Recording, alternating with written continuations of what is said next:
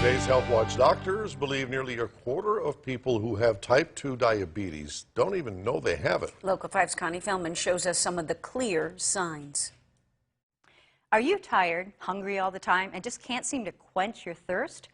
You may be suffering the signs of one of the most common diseases in the world. Here's what you need to know. We do know that about 24% of people who are age 18 to 44 have prediabetes. By 2050, experts believe as many as 1 in every 3 people in the U.S. will be affected by type 2 diabetes. But how much do you really know about it? First question, true or false? If no one in your immediate family has it, then you can't get it. That's false. Although having a family member with it puts you at higher risk, the risk of diabetes is higher in people with heart disease, high blood pressure, and for those who are overweight. Question number 2. Does eating too much sugar cause diabetes? That's a trick question. Eating sugar does not directly cause diabetes. However, consuming a sugary diet can lead to obesity, which is a risk factor. And research shows that sugary drinks raises blood sugar.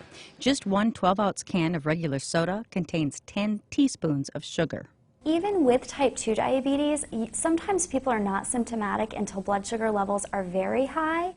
Another question, does diabetes only affect overweight people? The answer is no. The CDC reports 11% of people with type 2 diabetes are neither overweight nor obese.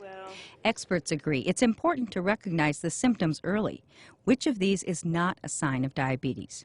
Increased thirst, increased hunger, weight gain, fatigue, blurry vision, slow healing sores.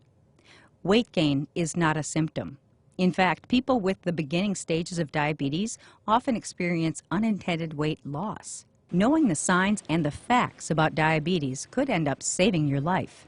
Diabetes causes more deaths per year than breast cancer and AIDS combined. And health experts say having diabetes nearly doubles your chances of having a heart attack. And that's your Health Watch. I'm Connie Feldman, Local 5 News. Thank you, Connie. Tomorrow on Health Watch, how to make holiday food more healthy.